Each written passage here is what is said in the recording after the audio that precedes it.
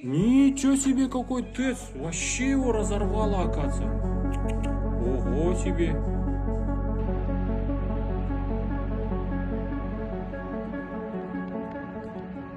Отсутствие отопления.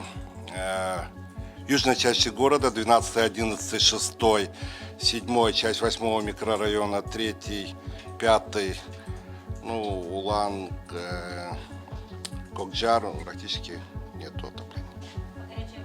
Горячей воды нету. Функционирование системы теплоснабжения – это такие шаги, вводятся ограничения на горячее водоснабжение практически всем абонентам.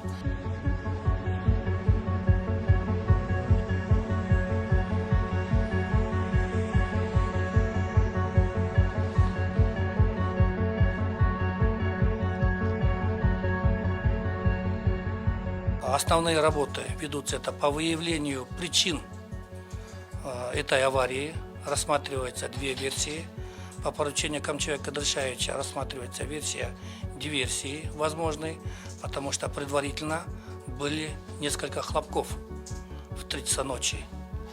И, конечно, это техногенную тоже составляющую мы не исключаем, поэтому возможно и технические моменты.